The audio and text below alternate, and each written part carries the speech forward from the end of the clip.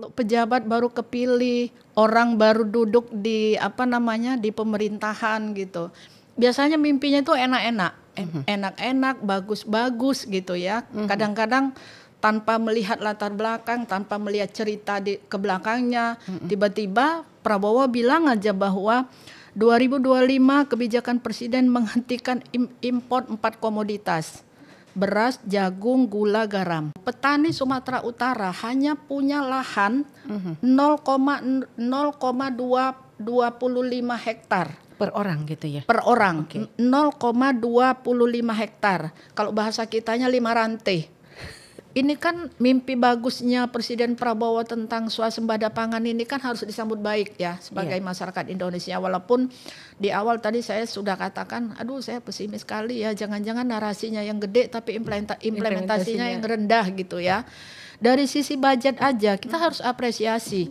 Budget Kementerian Pertanian 2024 itu 14,73 triliun.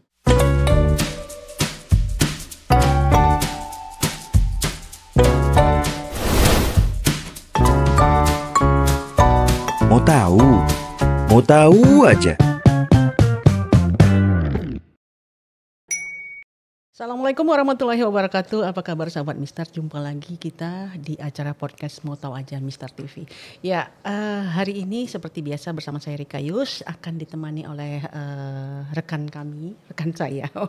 Enggak lah ya, masa rekan saya, rekan juga ya. Teman lama Ketemu lagi ya. Begitulah Sobat Mister, bersama dengan Kak Rusdiana, tapi saya biasa panggil Kak Diana.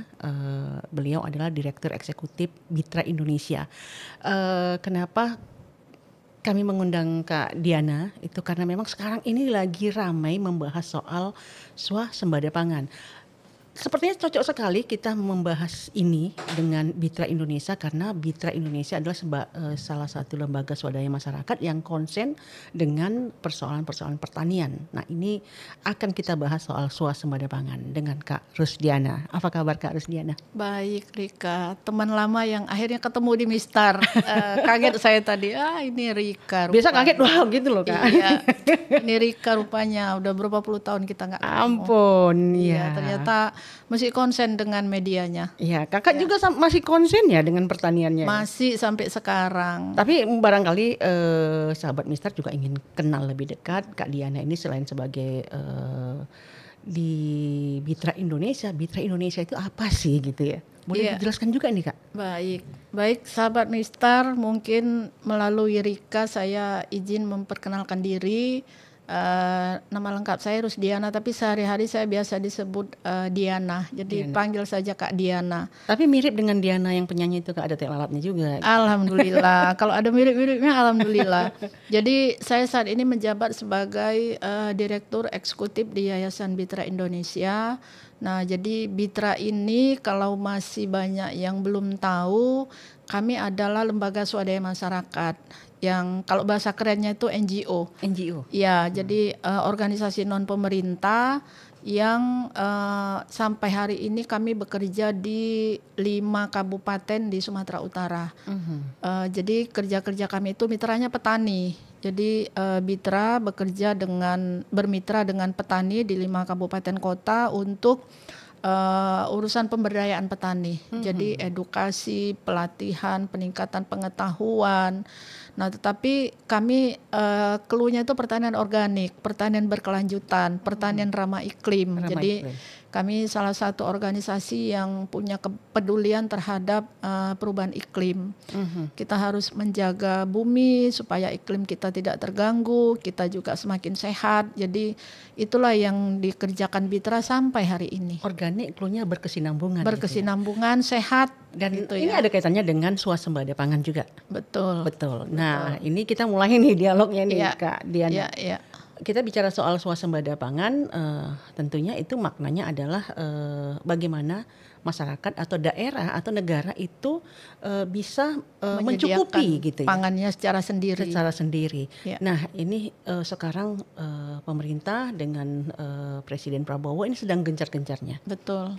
Apakah memang sudah begitu parahnya kondisi swasembada pangan kita ini di Indonesia. Ini kita belum bicara Sumatera Utara ya Kak. Iya. Masih secara Indonesia. Saya mungkin Mbak Rika sebelum ke topik swasembada mau sebagai salah satu masyarakat Indonesia yang baru saja memilih presiden dengan kebijakan swasembada pangan yang digaungkan oleh Presiden Prabowo, saya adalah salah satu masyarakat yang agak pesimis. Kita akan mencapai swasembada pangan. Kenapa? Saya jadi merinding Saya mau memulai begini. Biasalah Mbak Rika, kalau pejabat baru kepilih, orang baru duduk di di pemerintahan gitu. Biasanya mimpinya itu enak-enak. Enak-enak, bagus-bagus gitu ya. Kadang-kadang tanpa melihat latar belakang, tanpa melihat cerita ke belakangnya, tiba-tiba Prabowo bilang aja bahwa 2025 kebijakan presiden menghentikan impor 4 komoditas. Beras, jagung, gula, garam. Bukankah itu mimpi besar yang betul dari petani gitu? Betul. Iya. Mimpinya bagus sih, mimpinya bagus. Tapi maksud saya mau mengatakan biasanya kalau pejabat kepilih ini kadang-kadang tanpa melakukan riset dulu, tanpa melihat sejarah dulu, tanpa membayangkan apakah kita mampu swasembada atau tidak, disebut saja oke, kita swasembada pangan 2025. Oleh karena itu impor 4 komoditas dihentikan. Beras, jagung, gula, garam. Tujuannya sih baik. Tujuan swasembada pangan itu kan menurut saya cukup baik supaya pemerintah mengurangi ketergantungan kita terhadap impor. Tujuannya sangat mulia, tetapi menurut saya ini sebuah kebijakan yang ekstrim. Ekstrimnya kenapa? Ya itu tadi, saya nggak membayangkan bagaimana komitmen pemerintah dengan ujuk-ujuk kita mau swasembada pangan. Kenapa tadi saya bilang pesimis gitu? Ya itu kadang-kadang pejabat ini baru kepilih, semua kebijakan bagus-bagus menjadi mimpi. Misalnya gini, kebijakan ekstrim ya. Kenapa saya katakan ekstrim? Ada 3 kebijakan ekstrim pemerintah Prabowo terpilih yang kadang-kadang saya sebagai masyarakat Indonesia pesimis. Karena kecenderungannya kayak ini kebijakan populis gitu. Jadi kayak hanya sebuah janji, narasi besar, implementasi kurang. Nah, jadi contohnya 3 kebijakan, menghentikan impor, yang tadi salah satu topik kita pada hari ini ya, 4 komoditas dihentikan tanpa melihat cerita di belakangnya bagaimana kebijakan kedepannya, lalu menghapus utang UMKM, petani dan nelayan kan sekarang dihapuskan utangnya. Lalu memangkas anggaran perjalanan dinas lebih dari 50%. Ini menurut saya semua kebijakan ekstrim. Ekstrim dan menurut saya ideal banget. Ideal, ya kita sih maunya kalau betul-betul itu diimplementasikan bagus. Tidak sekedar narasi bahwa implementasinya itu juga bagus. Bagus sih. Nah tetapi kendalanya kan bagaimana nanti itu implementasinya. Kan kebijakan ini tidak hanya omong doang, tetapi bagaimana regulasinya, bagaimana pembiayaannya, bagaimana tim implementasi di lapangan, kan semua harus dipikirkan gitu. Nah makanya tadi saya pesimis, kok ini ujuk-ujuk ada menghentikan impor, apa iya kita memang sudah seberani itu gitu. Jadi itulah Mbak Rika, tetapi ya dengan kebijakan presiden baru ini ya tentunya kita harus mendukung ya, apapun nanti hasilnya itu harus kita dukung, walaupun kami Bitra sebagai pendamping petani yang selama ini mendampingi petani lebih dari 40 tahun dengan berbagai macam masalahnya, kami belum melihat petani itu sukses. Kami belum melihat petani itu sejahtera. Yang kami lihat petani banyak hutangnya, petani terlilit di desa rentenir, petani gagal panen, harga gabah rendah, itu yang kami lihat di lapangan, realitas di lapangan. Ya, sebelum saya tanya rupanya langsung dijawab. Tapi saya ingin tahu nih Kak Diana, soal tadi Kakak bilang dengan mimpi yang begitu indah gitu kan. Tapi tidak melihat latar belakang. Kira-kira latar belakang apa yang membuat mungkin Bitra Indonesia itu ragu gitu bahwa implementasi ini akan berat untuk dilaksanakan? Ya, kita cerita ini aja Mbak Rika, cerita luas lahan pertanian di Sumatera Utara. Baik. Ya, cerita luas lahan pertanian ada 647.223 hektar. Luas lahan ya, karena kita di Sumut ini lebih banyak lahan perkebunan daripada lahan pertanian. Lahan perkebunan 2 juta lebih, hampir 3 juta hektar. Sementara lahan pertanian 600 sekian aja. Dari 600 sekian, hanya 50% yang bisa dikelola oleh petani. 50%-nya 600 berarti 300 toh. 300 lahan produktif yang bisa dikelola oleh petani. Sementara jumlah petani pengguna lahan itu 1.434.000 orang petani. Dibandingkanlah 50% tadi berarti sekitar 300. Oleh karena itu petani Sumatera Utara hanya punya lahan 0,25 hektar Per orang gitu ya? per orang. 0,25 hektar. Kalau bahasa kitanya 5 rantai. 5 rantai itu kalau diukur lagi 2000 meter. 2000 meter itu paling cuma rumah gitu ya, 2 Iya, rumah gitu ya. itulah dia. Itu kita mau bicara swasembada pangan. Oke. Artinya kalau dari hasil 2000 meter persegi ini dia bisa menghasilkan, kalau 1 meter itu 1 rantai itu kan biaya produksinya 400.000. Wah. Biaya produksi ya, Iya. biaya produksi itu mulai dari pengolahan, pupuk, tenaga kerja, biaya merumput, pemeliharaan dan macam-macam itu katakanlah 1 rantai itu 400.000. Hasil panen nanti Mbak Rika, hasil panen kita jangan cerita cuaca ya. Iya, itu Jangan masih yang baik-baik aja ya, gitu. kalau kita cerita hasil maksimal, kita jangan cerita kena hama, kena banjir, perubahan iklim, kena angin Hama wereng. puting beliung, hama wereng, macam-macam, nggak usah cerita itu. Iya. Kita cerita Stabil ya, cerita stabil. baik. Itu hasilnya sekitar Rp800.000 per rantai. Artinya ada selisih 300.000 ya per rantai itu ya, Hampir yang 400 gitu ya. 300.000. Oke. Dengan masa panen 4 bulan. Berarti bergaji hanya 100.000 gitu ya. Iya. Kalau tadi petani kita punya 0,5 hektar, setengah 5 rantai, kalikan aja berarti 300.000 kali 5 rantai, 3 kali 5, 15, 1.500.000. 4 bulan gitu. 4 bulan. Gimana kita mau cerita swasembada pangan? Itu hitung-hitungan bagus ya. Hitung-hitungan cuaca bagus, harga pupuk stabil, Iya. tidak terkena hama wereng, harga gabah juga tinggi gitu. Itu cerita baik itu. Cerita tidak baiknya ya keluar 400, masuknya 400 atau bisa keluar 400 Tidak biar masuk sama produksi sekali 400, tidak masuk sama sekali bisa karena berbagai hal, atau justru di bawahnya 300, 200 gitu. Dengan Inikah? Iya. dengan petani sudah terjerat Rentenir dan lain utang. sebagainya. Kan biasanya mereka pupuk ambil dulu gitu ya, biaya tenaga kerja dibayar belakangan gitu. Ya itu makanya saya, kalau Mbak Rika bilang gimana Bitra memandang tentang apa namanya swasembada pangan, itu yang hitung-hitungan tradisional saya kok pesimis gitu ya. Iya, kita mendapat beberapa informasi terakhir ini tentang bagaimana pemerintah sudah mulai menggelontorkan, termasuk kemarin itu di Langkat gitu ya, target 1,1 ton gitu kan, gula, kemudian banyaknya lahan yang sudah disiapkan katanya seperti itu. Ada sekitar 2,0 juta hektar yang sudah disiapkan seluruh Indonesia. Hutan yang mana pertanyaannya? Kalau dalam gambaran Kak Diana, seperti apa sih memang memungkinkankah dengan luas yang ditargetkan itu tadi untuk Indonesia untuk swasembada pangan ini?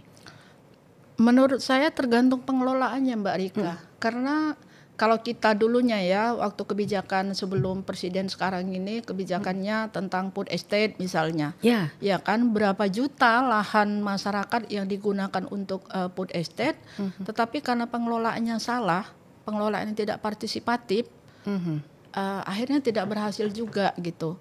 Nah, kalau pertanyaan Mbak Rika tadi sejauh mana pandangan Bitra, ya saya belum melihat dengan keseriusan pemerintah sekarang ini kita bisa betul-betul bisa mencapai swasembada pangan itu. Karena kalau cerita sukses swasembada pangan, kita memang Indonesia memang pernah ada cerita sukses tentang swasembada pangan. Oke, iya. Tahun 84. Ini kalau boleh kita mundur, ini kayak masa Orde Baru berarti Iya, ya. Oke, iya. mungkin bisa cerita tahun sukses itu dan mungkin bisa dijelaskan juga kenapa bisa sukses. Iya, jadi kita pernah punya cerita sukses. Artinya bukan kita nggak pernah cerita, bukan kita nggak punya cerita baik juga tentang swasembada pangan. Kita pernah punya cerita baik tentang swasembada pangan. Tahun 84 di Indonesia. Jadi kebijakan Presiden Soeharto tahun 84 itu melalui Kepres 9569 tahun 69 itu tentang swasembada pangan. Oke. Nah, waktu itu kalau Mbak Rika ingat, kita pernah ada istilah yang booming ya waktu itu, Inmas, Bimas, ya, bimbingan massal itu. Nah, waktu itu Presiden Soeharto mendorong dengan Bimas itu Presiden Soeharto mendorong peningkatan produksi hasil pertanian. Nah, oleh karena itu bagaimana supaya hasil petani ini meningkat? Iya. Lalu kebijakan Presiden waktu itu memberikan subsidi pupuk, bantuan pupuk dan pestisida.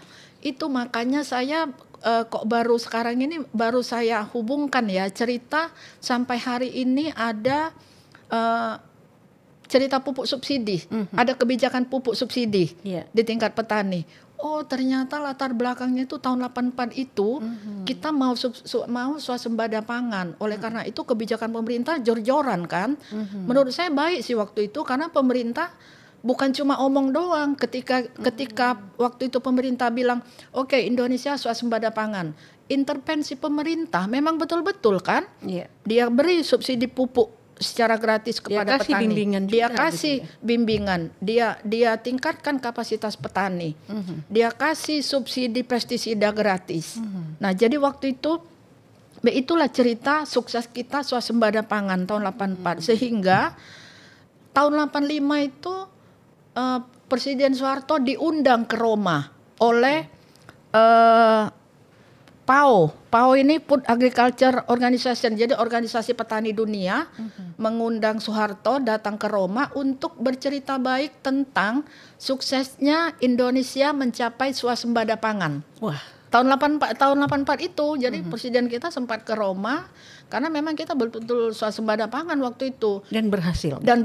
Oleh karena itu negara-negara lain pengen belajar, lalu Soeharto lah waktu itu yang presentasi tentang keberhasilan swasembada pangan di Indonesia.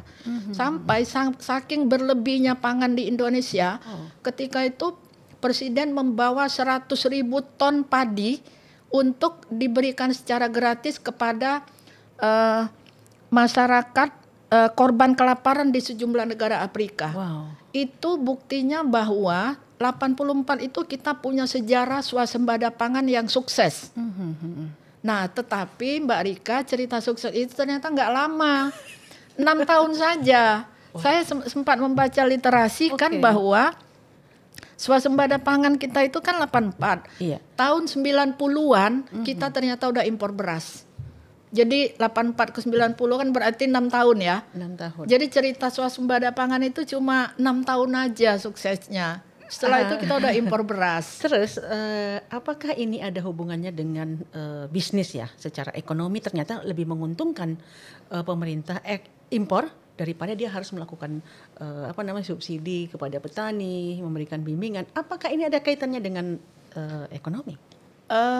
Tentu ada menurut saya, tapi bagi kami Bitra kan bukan bicara bagaimana pengusaha sukses, bagaimana petani bagaimana pihak lain sukses. Bagi kami cerita bagaimana petani itu dilindungi. Bagaimana petani itu ketika dia punya lahan yang kecil itu dia bisa menyekolahkan anaknya, dia bisa menjadi keluarga yang bisa hidup layaknya masyarakat yang tidak tergantung kepada pemerintah gitu. Bahwa bisnis kalau cerita bisnis ya pastilah menguntungkan impor ketimbang memfasilitasi petani gitu. Karena dengan memfasilitasi petani kan artinya pupuk harus disubsidi oleh pemerintah. Bibit harus disubsidi. Belum lagi ketika petani panen, gabahnya harus dibeli dengan harga yang yang tentunya yang standar ya, jangan di bawah standar gitu. Ya kalau hitung-hitungan bisnis ya tentunya pemerintah tidak akan untung dengan memfasilitasi petani kita ini gitu. Dia akan lebih untung dengan impor. Artinya kalau swasembada pangan ini kembali lagi dilakukan, artinya pemerintah juga harus siap secara ekonomi. Harusnya harus siap Mbak Rika. Karena kepentingannya adalah kepentingan petani yang harus kita Betul. utamakan. Betul. Nah, Mbak Diana, kita kembali lagi ke soal subsidi. Saya justru mendengar bahwa sekarang pun ada subsidi pupuk, subsidi bibit, itu ada gitu loh. Ada. Artinya ada apa di balik ini? Artinya ini tetap dilakukan gitu. Ada apa di balik Ya. ini? Jadi cerita subsidi ini Mbak Rika sampai hari ini masih ada. Walaupun 40 tahun pengalaman kami mendampingi petani di banyak provinsi di Sumatera Utara, sebagian petani yang menjadi dampingannya Bitra itu soal akses subsidi ini sangat susah. Akses subsidi Akses sangat subsidi susah. petani ya, Ini harus digarisbawahi. ya, terutama petani kecil. Jadi akses subsidi pupuk, akses subsidi pestisida, akses subsidi bibit, akses subsidi alat-alat pertanian, memang ada. Kementan itu kan sangat banyak subsidi-subsidi gitu ya. Kalau kita bicara anggaran Mbak Rika, ini kan mimpi bagusnya Presiden Prabowo tentang swasembada pangan ini kan harus disambut baik ya sebagai masyarakat Indonesia. Walaupun di awal tadi saya sudah katakan, aduh saya pesimis sekali ya, jangan-jangan narasinya yang gede tapi implementasinya yang rendah gitu ya. Dari sisi budget aja kita harus apresiasi. Budget Kementerian Pertanian 2024 itu 14,73 triliun. Sebelum cerita swasembada ya. Oke. 14 Artinya sebelum ya, sebelum 2024. Oke. Tapi dengan niat baiknya Prabowo untuk subsidi 2025 itu dinaikkan Mbak Rika. Jadi 29,37 triliun. Dua kali lipat. Dua kali lipat. Oke.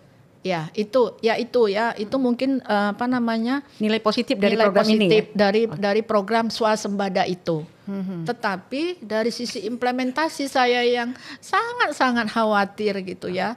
Bagaimana petani kecil mengakses anggaran 29, sekian triliun Artinya ini. kita butuh sistem yang kuat gitu ya, apakah itu melalui undang-undang atau mungkin turunannya. Harusnya memang diperkuat dari sisi regulasi, diperkuat dari sisi regulasi, lalu ada pengawasan dari sisi masyarakat, lalu ada juga pelaksanaan yang betul di tingkat petaninya, supaya memang betul-betul swasembada pangan itu kita capai. Karena dari hitung-hitungan kami tadi, kalau misalnya dari lahan pertanian 647 tadi, itu artinya petani di Sumatera Utara punya 0,25 hektar lahan. Oke. Ketika bicara swasembada sangat tidak mungkin.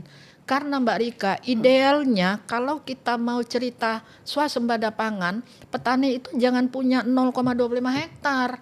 Petani harusnya punya paling sedikit 1 hektar lahan. 1 hektar lah. 1 hektar itu baru bisa mencapai swasembada petani sejahtera.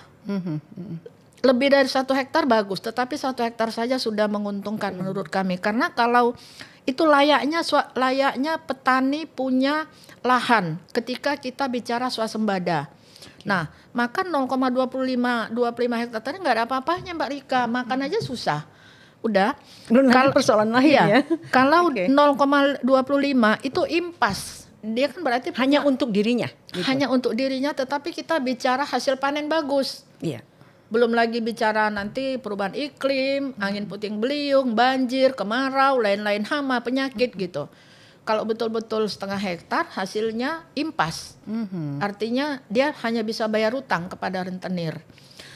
Tetapi kalau mau bicara untung harus di atas 0,51 hektar. Per petani ya. Iya, paling enggak 0,70 hektar. Baru bicara untung ya. Untung. Tapi untungnya dikit. Tipis lah. Ya artinya kalau dia punya hutang dia bisa membayar hutang itulah. Kalau dia punya anak sekolah dia bisalah membiayai anak sekolahnya. Kalau dia punya keluarga 3 anak bisalah hidup dari itu. Itu masih untung kecil. Maka saya bilang kalau kita bicara swasembada pangan harusnya petani kita punya lebih dari 1 hektar lahan yang bisa dikelola. Saya jadi kembali merasa pesimis dengan kondisi petani kita saja masih seperti itu. Kemudian dengan adanya rencana pemerintah yang sudah membuat atau merencanakan berapa ribu hektar tadi, itu apakah akan larinya ke petani atau akan memunculkan petani-petani baru? Karena kita melihat juga dengan pertambahan lahan pertanian yang rencananya oleh pemerintah justru membuka peluang katakanlah anak-anak muda untuk menjadi petani. Artinya petani yang lama tetap. Jadi begini Mbak Rika, pengalaman kami mendampingi petani lebih dari 40 tahun, generasi petani muda itu sulit sampai hari ini. Sampai hari ini kami sulit sekali menemukan petani muda. Bitra dengan berbagai upaya terus mengedukasi, mendidik segala macam, memberikan pengetahuan, memberikan ilmu-ilmu baru tentang pertanian kepada petani muda, tetapi tetap saja sulit. Ada lahir beberapa tetapi ketika nanti petani muda ini melihat sesuatu yang lebih menjanjikan, dia pasti akan meninggalkan itu. Nah, kesulitan kami dorongan untuk menjadi petani ini kadang-kadang bukan atas kesadaran diri dia sendiri. Bahkan kadang-kadang tidak ada dukungan dari orang tuanya sendiri sebagai petani. Karena orang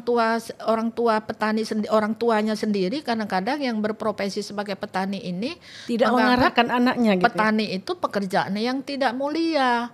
Pekerjaan petani itu pekerjaan yang kotor-kotor ke sawah, ngapain gitu. Jadi mending pergi keluar, merantau, menjadi buruh pabrik dengan gaji yang tidak seberapa gitu.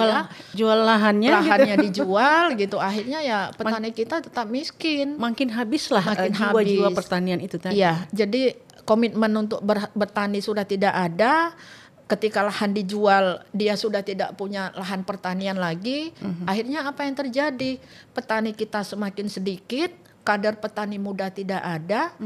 Lahan-lahan kita ya sudah jadi lahan perkebunan atau justru sudah diambil alih oleh perumahan-perumahan gitu.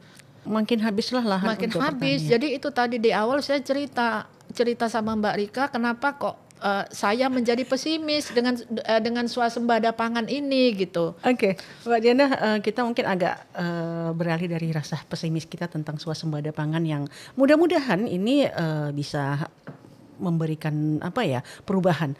Tapi saya ingin tahu kira-kira Mbak Diana ada nggak negara lain yang bisa menjadi percontohan lah bisa ya? Negara mana sih yang bisa jadi percontohan bagi kita? Wah, ternyata ada negara yang memang sukses. Yang swasembada pangannya sukses. Ada Mbak Rika. Jadi di dunia ini ada 4 negara yang itu sukses swasembada pangannya. Jadi ada Thailand, negara tetangga kita sebenarnya kan. Iya. Ada Dan kita Thailand, juga impor ya dari situ. Iya, ada Vietnam, ada India, ada Pakistan. Iya. Dan sebenarnya 4 negara ini bukan negara maju. Malah negara dalam kategori miskin, terkebelakang. India itu persentase kemiskinannya jauh lebih tinggi dari Indonesia. Tapi pertaniannya sukses. Tapi kenapa pertaniannya sukses? Nah, jadi malah Thailand dan Vietnam ini ada istilah raksasa beras dunia. Wow. Artinya 4 negara ini, kenapa tadi saya contohkan 4 negara ini adalah negara yang sukses dengan swasembada pangannya. Dia bisa mensuplai beras dan bahan-bahan pertanian lainnya ke 195 negara di dunia. Termasuk kita kan. Kita ya mungkin Mbak Rika di rumah makan beras impor dari Thailand. Enggak, kami dari ini kok, Panombean. Kami aja yang makan beras dari petaninya Sergei, petaninya Langkat, organik gitu ya. Petaninya Serdang Bedagai gitu. Jadi bagi kami wajib itu makan beras petani. Walaupun harga beras impor murah, tapi bagi kami no beras impor. Nanti kita ngobrol soal itu ya, soal beras organik. Saya masih tertarik dengan 4 negara tadi. Nah, kira-kira dibandingkan negara itu, Indonesia apakah sebenarnya punya nilai plus dengan sebagai negara katanya negara agraria gitu. Nah, apakah Indonesia punya nilai plus yang kurangkah dari 4 negara itu? Sebenarnya kalau dari sisi sumber daya, terutama sumber daya alam ya, kita jauh lebih hebat dari mereka. Wow. Jauh lebih hebat ya, kita lautnya lebih luas, lahan pertaniannya lebih luas gitu ya. Semuanya kita jauh produksinya. Saya Mbak Rika baru pulang dari Taiwan. bertemu dengan 100 negara bicara tentang perlindungan pertanian organik. Di Taiwan itu kebetulan salah satu penyelenggaranya ini adalah sebuah universitas swasta di Taiwan, namanya Universitas Nanhua. Lalu di acara kami itu ada event pameran Bajar. Mbak Rika tahu apa yang dipamerkan? Dan ini salah satu peserta Bajarnya itu adalah Kementerian Pertanian di Taiwan. Apa yang mereka pamerkan itu nanas kecil-kecil. Apa namanya, buah apa ya? Lemon ya, kayak jeruk nipis. Kecil-kecil. Itu yang dipamerkan. Ketika saya bandingkan dengan negara kita, tanaman-tanaman petani kami yang kami dampingi, nanasnya besar-besar, jeruk lemonnya besar-besar, tapi kok nggak jadi perhatian pemerintah gitu. Di sana yang kecil-kecil aja kok bisa jadi perhatian pemerintah. Tidak dianggap lah pertanian kita. Nggak tahu apa yang salah, Mbak Rika. Betul-betul saya kadang-kadang ketika membandingkan dengan negara lain, kembali ke negara kita sendiri gitu, kan luar biasa produk dari petani-petani kita ini kan luar biasa. Tetapi mungkin itu tadi ya, political will pemerintahnya ini juga mungkin yang lemah. Karena di negara lain itu khususnya di Taiwan lah yang saya lihat, sekecil apapun perlindungan terhadap petani itu memang betul-betul diproteksi. Betul-betul diproteksi. Malah Thailand sendiri negara kecil, kalau bicara pertanian organik, pemerintahnya punya kebijakan menyediakan market yang khusus produk organik. Khusus ya, jadi ada satu tempat semua petani itu bisa memasarkan bahan-bahan pertaniannya segala macam, sayur, beras, segala macam gitu. Kita kalau bicara itu mana? Bicara produk pertanian organik, nggak ada. Kalaupun ada cuma di mall, yang itu juga harganya terlalu tinggi, sulit dijangkau oleh orang-orang kayak seperti kita ini gitu. Nah, padahal potensi petani-petani untuk membudidayakan produk organik itu luar biasa dari pengalaman kami ya. Maka kami sampai sekarang masih konsisten terhadap produk-produk yang tidak menggunakan pupuk kimia. Iya, ini menarik soal yang organik ini. Sebelum kita nanti bahas lagi soal swasembada pangan, apa sih yang menguntungkan dari organik ini? Apakah selain sehat, adakah alam juga yang mungkin yang harus dijaga? Ini seperti apa? Ya, jadi saya mau cerita, kita kalau di Bitra itu punya 2 produk, Mbak Rika, sayur dan beras. Sayur dan beras. Ya, jadi Mbak Rika tahu siapa konsumen kami? 15% konsumen kami itu orang medis. Ada dokter, ada tenaga kesehatan, ya, ada menengah ke atas karena harganya mahal. Beras kami itu, beras petani yang diproduksi oleh petani kami itu per 10 kilonya 180.000. Itu artinya 18.000 per kilo. Artinya lebih tinggi dari beras biasa ya. Nah, tetapi Mbak Rika jangan lihat harganya, jangan lihat nilainya tinggi secara ekonomi. Tetapi apa yang menguntungkan dari situ? Ketika kita mengkonsumsi pangan organik, apapun itu, baik beras, sayur, buah-buahan, itu artinya kita sudah berkontribusi kepada lingkungan kita. Kan ketika tidak tanah yang dikelola petani tidak menggunakan pupuk kimia, kan tanahnya sehat, lingkungan kita juga sehat. Belum kembali kepada kita yang mengkonsumsi ya. Jadi produk organik dengan produk non organik itu menurut saya jauh lebih sehat ketika kita mengkonsumsi makanan organik gitu ya. Tubuh kita juga akan sehat karena tidak diintervensi oleh obat-obatan kimia gitu. Dampak lain dari selain sehat untuk tubuh, dampak lain dari pupuk kimia ini apa? Sehingga mungkin barangkali masyarakat bisa teredukasi ya. Iya, jadi obat-obatan kimia ini kan ya bukan cuma untuk tanaman ya. Kadang-kadang diri kita sendiri ketika sakit kita mengkonsumsi obat kimia, apalagi secara terus-menerus, ya kemungkinan besar kita sehat tetapi akibat jangka panjangnya itu kan akan buruk. Begitu juga dengan Tanah ya? pupuk kimia, pestisida kimia. Ketika tanah bolak-balik itu diinjek dengan bahan-bahan kimia ini, ya lama-lama dia kebal, lama-lama tanahnya menjadi keras.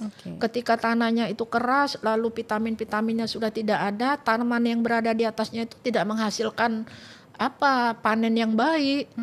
Contohnya misalnya, kalau padi aja ya, 1 hektar itu bisa menghasilkan, kalau dia tidak ada apa-apa ya, artinya tidak bermasalah, dia bisa menghasilkan 6 ton. Ini pengalaman petani organik kami, Mbak Rika. 1 hektar dia bisa betul-betul dia bisa menghasilkan 6 ton, tetapi ketika kimia itu belum tentu bisa di bawah 6 ton dia per 1 hektarnya. Nah, tetapi memang membiasakan budaya organik ini sulit, Mbak Rika. Kami 40 tahun dari dulu nggak bosan-bosannya mendorong petani supaya budidaya pertaniannya itu organik ya, karena organik ini murah, Mbak Rika. Kalau beli pupuk kan mahal. Kalau petani kita malah kalau tanam padi dia sudah terjerat di rentenir biaya pupuknya kan. Tapi kalau organik itu sumber dayanya ada di sekitar dia. Kalau dia mau membuat sendiri, biayanya sangat murah. Karena sumber daya yang diperlukan untuk membuat pupuk organik ini itu ada di desa, ada di sekitar dia. Harus rajin sebenarnya. Gitu. Harus rajin, sabar. Ya karena kan tidak instan. Kalau pupuk kimia kan kita punya uang, pergi ke toko beli ya sudah bisa disemprotkan gitu. Tetapi kalau organik kan dia butuh waktu. Tetapi percayalah, di samping organik ini baik untuk kesehatan, tetapi juga biaya produksinya rendah.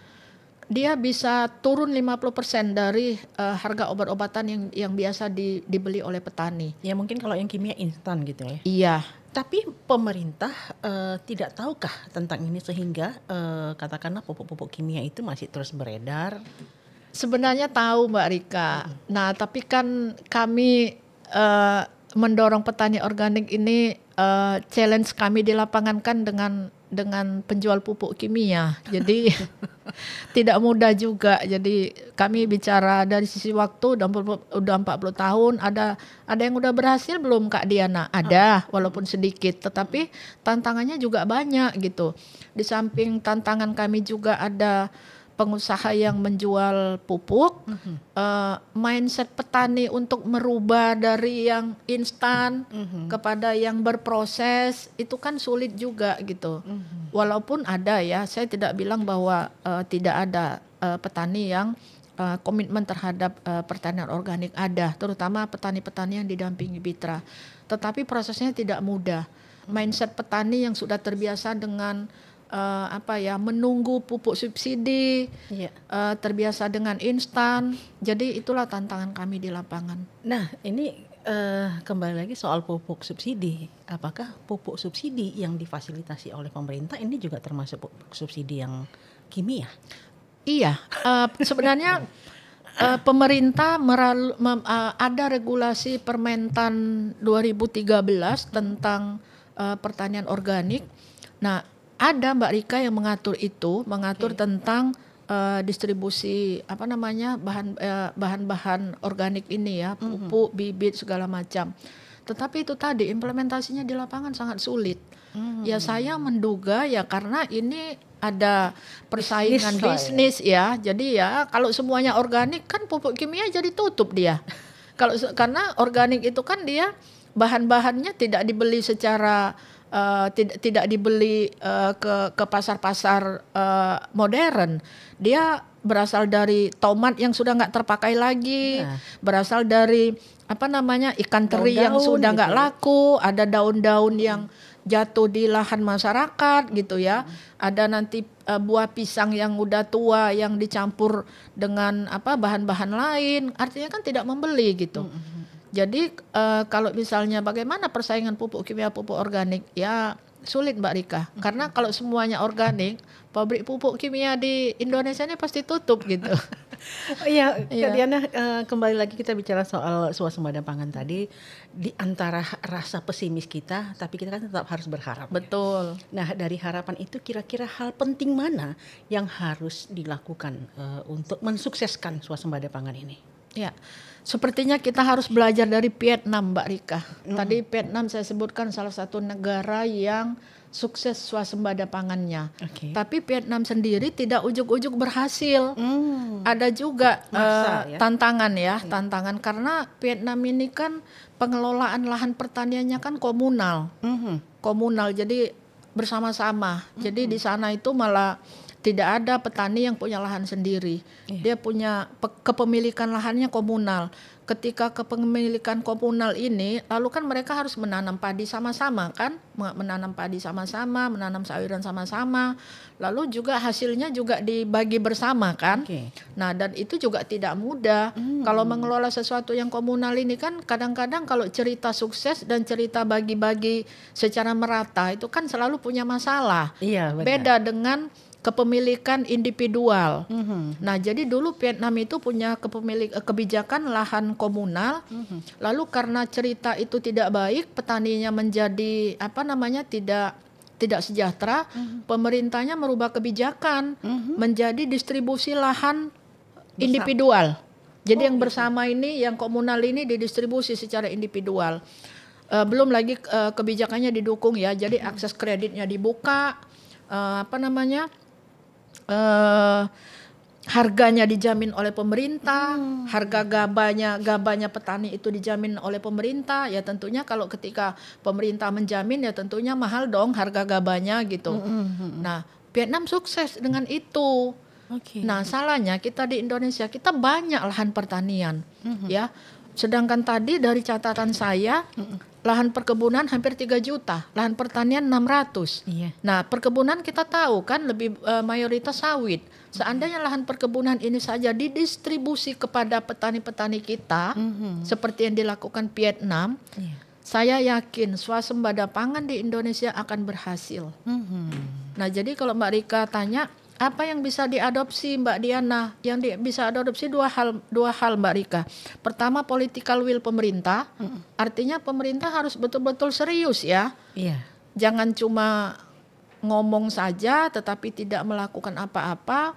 Jadi kalau memang mau bicara swasembada pangan ya betul-betul dari sisi kebijakan, dari sisi akses kredit, dari sisi harga, memang harus betul-betul diintervensi pemerintah. Malah dari sisi di awal sekali dari sisi distribusi lahan tadi. Karena gimana kita mau cerita swasembada, petani kita aja punya 0,5 hektar, 0,25 dia dapat duit 1,5 juta 6 bulan, itu cerita hasil baik. Belum lagi cerita hasilnya cuaca buruk dan lain sebagainya. Maka kalau cerita kita harus belajar kemana? Belajar kita ke Vietnam. Paling tidak literatur dari Vietnam itu harus kita adopsi dengan political will pemerintah yang sungguh luar biasa ya menurut saya. Saya mungkin ingin tahu juga upaya-upaya Bitra dalam mendorong swasembada pangan yang mungkin pernah dilakukan oleh Bitra selama ini. Ya, jadi Bitra ini banyak sekali mendampingi petani di Sumatera Utara. Saat ini kami bekerja di 4 kabupaten. Di 4 kabupaten ini kami punya lebih kurang 30 kelompok tani, ya. Nah, yang dilakukan Bitra karena kami menganggap bahwa kesulitan petani ini di biaya produksi, ketika dia mau tanam apapun ya, tanam padi, tanam sayur, dia selalu kesulitan dengan bahan-bahan. Dia selalu kesulitan dengan pupuk. Oleh karena itu apa yang dilakukan Bitra? Mengedukasi petani dengan memberikan keterampilan cara membuat pupuk organik salah satunya, ya supaya ketika dia memproduksi pertaniannya, biaya produksinya itu nggak terlalu mahal, bisa ditekan. Kalau biasanya 400 mungkin bisa ditekan separuh, ya kan? Itu satu upaya. Jadi di beberapa tempat ini kami mengedukasi masyarakat dengan memberi cara bagaimana membuat pupuk organik kemudian diimplementasikan betul di lapangan. Lalu dalam rangka swasembada pangan ini juga ya kita khawatir saja gitu, jangan-jangan nanti petani udah nggak mau tanam padi, lalu ketika nggak mau tanam padi kita makan apa? Nah, salah satu bentuk yang kami lakukan juga dengan sosialisasi konsumsi pangan lokal. non beras. Non beras. Iya, Misalnya. Ya, jadi kami kan di setiap desa itu kan sering ada kegiatan Mbak Rika, kegiatan baik seminar kecil, pertemuan-pertemuan, diskusi. Kami membiasakan menu-menunya itu dari menu lokal, misalnya jagung rebus, pisang rebus, sukun goreng gitu. Karena kita harus membiasakan ketika petani udah nggak mau tanam padi lagi, terus kita makan apa gitu. Sementara sumber daya di sekeliling kita kan banyak sekali. Nah, jadi itu upaya lain. Lalu upaya berikutnya kami juga melakukan selain kampanye konsumsi pangan lokal tadi, sekolah lapang iklim. Jadi sekolah lapang iklim ini kami mendidik petani, kami belajar bersama petani, tapi belajarnya itu langsung di lahan pertanian, Mbak Rika. Jadi mengamati. Ini untuk anak-anak muda kah? Enggak juga? Terbuka sebenarnya untuk petani muda ya. Okay. Tetapi sejauh ini kelompok-kelompok petani kita itu masih petani di atas 40 tahun ke atas lah ya. Bahkan ada petani berusia 50 tahun, 60 tahun gitu. Itu makanya tadi saya bilang kami kesulitan mengkader petani muda ini. Nah, jadi mereka belajar di lahan masing-masing. Jadi kami punya demplot. Lalu demplot inilah menanam padi dengan pembibitan sendiri, lalu mengamati kira-kira perkembangan padi ini ada hama apa yang mengganggu perkembangan padi, lalu bagaimana cara menanggulangi hama itu. Karena ketika hama itu sudah tertanggulangi, maka perkembangan tumbuh kembang padi kan akan baik dan tentunya hasilnya juga akan baik juga gitu. Dan memberikan semangat bagi para petani dan semakin optimis lagi. Iya, karena petani kami kan yang kami dampingi banyak petani yang nggak sekolah gitu. Jadi kami belajarnya sudah tua petaninya di lapangan itu gitu. Tetapi bagi mereka asik sih karena belajarnya kan langsung ya, praktek di lapangan, mengamati hama, nanti hamanya digambar. Lalu ketika hamanya digambar ini kami analisis, ini hama apa ini kira-kira. Pengganggu apa dia nih? Apakah mengganggu batang padi? Apakah dia mengganggu padi yang baru mekar? Ya dipelajari sama-sama, dianalisis sama-sama. Ya tentunya analisis tradisional lah ya. Iya, tetapi itu berhasil. Berhasil. Iya. Kak Diana, ini menarik sekali obrolan kita di tengah pemerintah yang begitu gencarnya, tapi ternyata tidak hanya sekedar lip service ya, tidak hanya sekedar menggaungkan bahwa kita sedang melakukan swasembada pangan, tetapi ada political will juga yang kita butuhkan, kemudian banyak hal-hal lain termasuk regulasi, undang-undang dan sebagainya. Dan kita perlu belajar banyak ya dari negara yang memang sukses untuk melakukan swasembada pangan. Iya. Mungkin barangkali ada pesan untuk negeri ini. Iya. Kalau saya sih jangan tadi bukan himbauan pesimis itu. Ya layaknya kita punya pemimpin baru, kita harus optimis, harus mendukung kebijakan-kebijakan yang tentunya kebijakan itu baik ya. Sebagai pemimpin yang baru terpilih, tentunya Pak Prabowo punya keinginan untuk mensejahterakan masyarakatnya, terutama petaninya. Maka kenapa saya baik ya, Pak Prabowo mungkin berkeinginan supaya petani Indonesia ini sejahtera, petani Indonesia ini makmur, petani Indonesia ini menjadi kaya gitu, karena sumber daya kita luar biasa. Nah, cuma itu tadi sayangnya tidak ngelihat pengalaman masa lalu kebijakannya ini kayaknya setengah hati gitu. Jadi berharap sih ke depan marilah kita optimis, kita dukung kebijakan untuk mensejahterakan petani, lalu upaya-upaya yang bisa kita lakukan sekecil apapun seperti yang dilakukan Bitra, mari kita lakukan supaya petani kita ini bisa merasakan kehidupan yang lebih baik lah dari sekarang. Iya. Jadi tidak hanya sekedar bahwa kita mengurangi impor, tetapi perhatikan juga nasib para petani sehingga tidak kehilangan ini kita ya. Harus. Jadi para petani. Ya, jadi maksud saya itu niat swasembada pangannya itu harus betul-betul diimplementasikan. Iya. Nah, ya kita mungkin berpikir positif aja ya, kenaikan anggaran kementerian 50% tadi yang 29,37 triliun tadi, mudah-mudahan itu memang betul-betul bisa diakses petani. Mudah-mudahan itu betul-betul bisa bermanfaat buat petani. Baik, Itu Kak Mbak Diana, Ika. terima kasih banyak sudah ngobrol di podcast Mau Tahu Aja, karena memang banyak yang ingin tahu, banyak yang kepo seperti apa sih sebenarnya sebaiknya swasembada pangan itu. Kalaupun pemerintah punya niat baik, mudah-mudahan implementasinya kita harapkan juga baik. Amin. Amin. Ya, Sobat Mistar, demikian obrolan hangat kita dengan Kak Diana dari Bitra Indonesia. Tetap kepo, tetap tahu. See ya. Mau tahu? Mau tahu aja.